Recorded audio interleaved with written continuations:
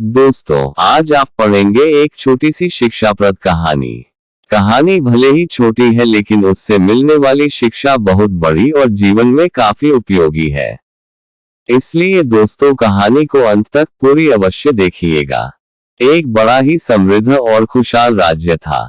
इस राज्य का राजा बड़े ही साफ दिल का, सेवाभावी और भगवान में अटूट विश्वास रखने वाला था। राजा को किसी चीज की कोई कमी नहीं थी। राज्य के सारे लोग राजा से बेहद प्यार करते थे और उसका हर कहा किसी हुक्म की तरह मानते थे। फिर भी राजा जैसे जैसे बूढ़ा होता जा रहा था वो दुखी रहने लगा था। राजा के दुख का कारण था उसे पुत्र का ना होना। हालांकि राजा की एक पुत्री थी जो बड़ी हो चुकी थी और उसके विवाह का विचार भी अब राजा करने लगा था। राजा अपने बुढ़ापे में संन्यास लेकर प्रभु भक्ति करना चाहता था, लेकिन उसके सामने सबसे बड़ी समस्या यही थी कि राज की बागडोर किसे सौंपी जाए। एक रात इसी चिंता में राजा काफी देर तक भगवान का नाम जपते जपते सो गया। उस रात राजा को सपने में भगवान का साक्षात्कार हुआ और उसे उसकी सारी समस्याओं का समाधान मिला।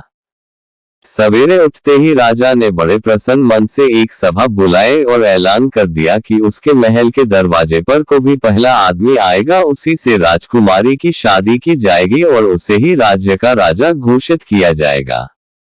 सभी लोग जो सभा में मौजूद थे राजा का ऐसा अजीब ऐलान सुनकर काफी अचंभित हुए। लेकिन सभी लोग जानते थे कि राजा बिना बात के ऐसा कोई भी मूर्खतापूर्ण काम नहीं करेगा, इसलिए उन्होंने राजा को ऐसा करने का कारण पूछा। राजा ने अपने रात के सपने के बारे में सबको बताया तो सबके मन का संदेह दूर हो गया। राजा के ऐलान कर तुरंत पालन किया गया और थोड़ी ही देर बाद सैनिक एक युवक को सभा में लेकर आए जो मैले पुराने कपड़े पहने हुआ था। राजा ऐलान के अनुसार गरीबों को राजा बना दिया गया, राजकुमारी से उसकी शादी भी कर दी गई। कुछ ही दिनों में ढूंढा राजा अपना सब कुछ त्याग करके प्रभु भक्ति के लिए सन्यासी बनकर जंगलों में चला गया। धीरे धीरे नए राजा ने राज्य का सारा भार संभाल लिया और बड़े अच्छे से शासन करने लगा। राजमहल में एक गुप्त कमरा था जिसके दरवाजे पर एक बड़ा सा ताला लगा रहता और इस ताले की चाबी नया राजा हमेशा अपने पास संभाल कर रखता। हर हफ्ते एक दिन राजा उस कमरे का ताला खोलता और आधे एक घंटा उसमें बिताने के बाद फिर से उसे ताला लगा देता। उस चाबी को राजा कभी किसी को छूने भी नहीं देता। अगर कोई उसे छूने की कोशिश करता तो राजा गुस्सा हो जाता।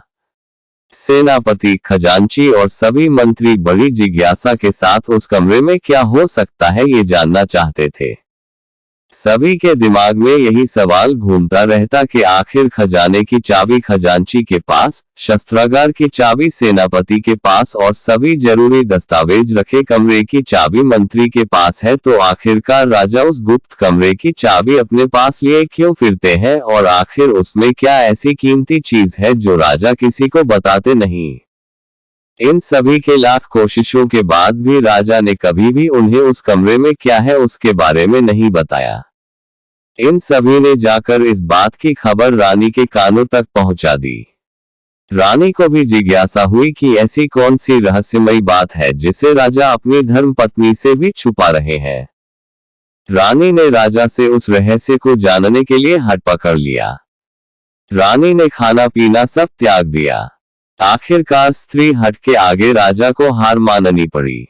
राजा रानी, मंत्री और सभी सभासदों को साथ में लेकर उस कमरे के पास पहुंचा और पहली बार सबके सामने उस कमरे को खोला।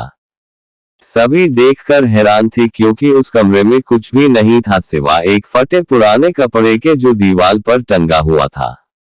मंत्री ने फटे कपड़े को अपने हाथ में लेते हुए राजा से कहा, महाराज, यहाँ तो इस फटे कपड़े के सिवा कुछ भी नहीं है। तब राजा ने कहा, यही तो मेरा सब कुछ है।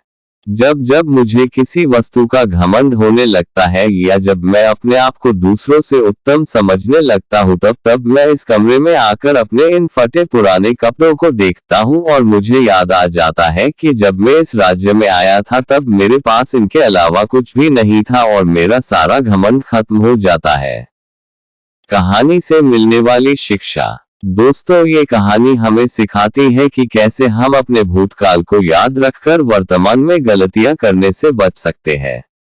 समय हमेशा बदलता है, इसलिए हमें ये हमेशा याद रखना चाहिए कि अगर आज हमारे पास सब कुछ है तो वो हमेशा नहीं रहने वाला, इसलिए हमें हमेशा नम्र बने रहना चाहिए।